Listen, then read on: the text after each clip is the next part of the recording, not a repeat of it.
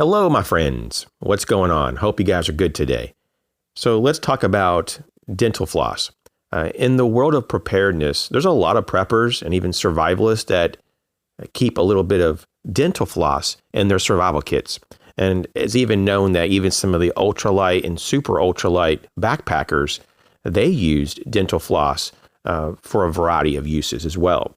And so dental floss is just basically waxed nylon thread. And of the samples that I had available to test, and these are just, samples of products that I bought in my local area, and they're just name brand, spools of dental floss. They averaged a tensile strength of about 5 pounds. And so that's just kind of a data point. You may have a different brand than I use, and you may have different results. But yeah, I'm getting about 5 pounds before it breaks. And the benefit, though, of dental floss, though, is that it's affordable. It's found in a lot of locations. It's readily available. It's very, very compact. I mean, the form factor is just unbelievable. You can get a lot of it in a small space. And of course, it's very lightweight. So there's a lot of bonuses to this, even though you may argue that it's not the strongest stuff out there, and it's not. But you can always increase the tensile strength by adding more layers of the thread. So you could double up, triple up, or more to get to the strength that you want. So what are some things that you can use dental floss for, outside of dental, or oral care? So, I mean, it could be something as simple as your shoelace breaks, and you just kind of makeshift a shoelace out of dental floss. It could be that you put up a ridge line for a shelter. It wouldn't be ideal for a main shelter, but in an emergency shelter, and you need a ridge line to hang a tarp or a plastic sheeting or a raincoat or whatever you have, you could definitely double up some or triple up some dental floss and string it and tie it off between 2 trees, and you'd have something, right, to hold up your shelter. So other things could include like tent repairs or pack repairs, basically suturing, an open wound. God forbid that you get injured and you're in the backcountry and you don't have a proper medical kit. If you have the ability to sew, you could, suture the open wound until you get proper medical care. It could be used as a fishing line. It could be used as a trip line. Let's say that there's someone pursuing you in the woods, if that's something that could happen to you. Hope not. But yeah, you could do a trip line, or you could even put a body line that it would snag someone. Of course, it would probably break. That's why you'd probably want to double up on some of this. You could even put a line that's kind of at the height of someone's, head or face. And especially when it's, in darker, environments, that's kind of hard to see. Especially in the woods, you may not be able to see that there's this dental floss that is attached to 2 trees, and you could walk right into it, and that would wake you up. But there's just different things you could do to slow someone down if they're pursuing you. And so, it's just a thought. What about snare lines? Not ideal, but I mean, it could certainly work. I mean, the wax part on the dental floss would allow some ability for the actual line to move freely and to capture an animal. So it could be good.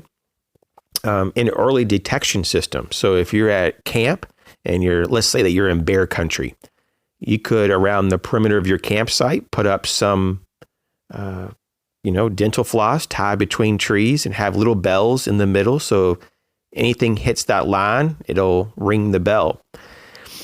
It could be used as a bandage overwrap. So let's say that you don't have a proper, bandage wrap. You could use dental floss to secure bandages on a wound. It could be used as tinder. Now, this is something that I did test just recently, was to see how flammable this stuff is, and dental floss is really flammable. I kind of thought it would be, but man, I mean, it's a substantial flame and it burns really hot.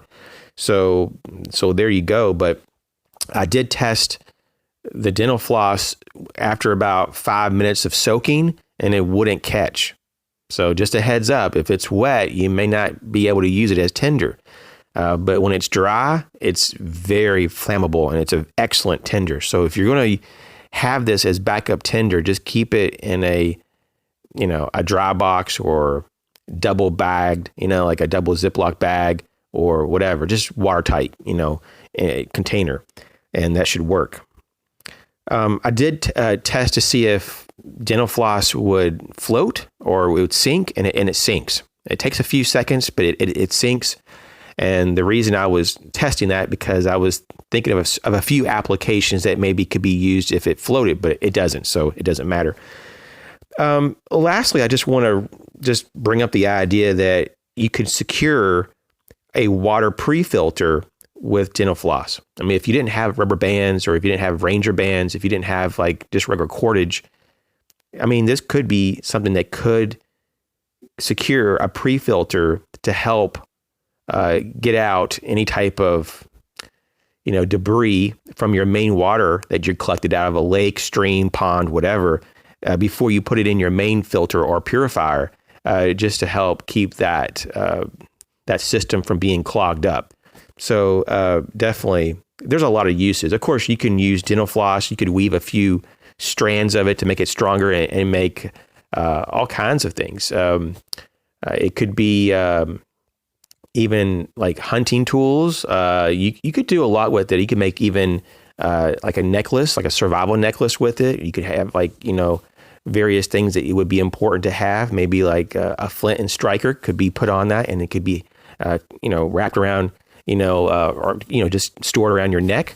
So you can make all kinds of things with it. And I think a lot of people just don't think about dental floss as a practical, solution to anything. But while it's not very strong overall, it may be something that is available when nothing else is.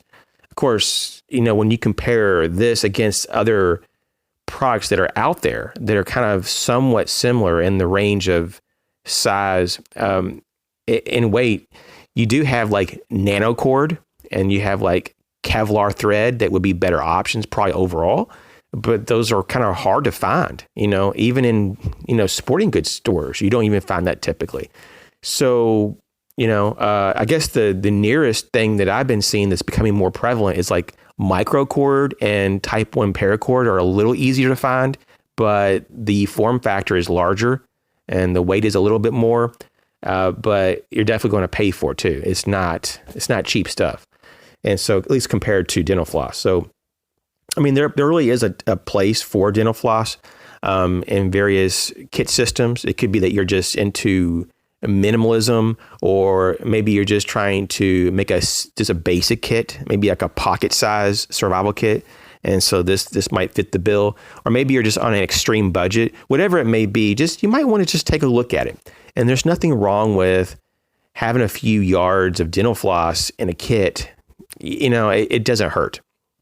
So I hope this was somewhat interesting. And if you use dental floss when you go camping or hiking, or if you have dental floss in your preparedness kits, let me know the reason why and what kind of uses do you have for dental floss.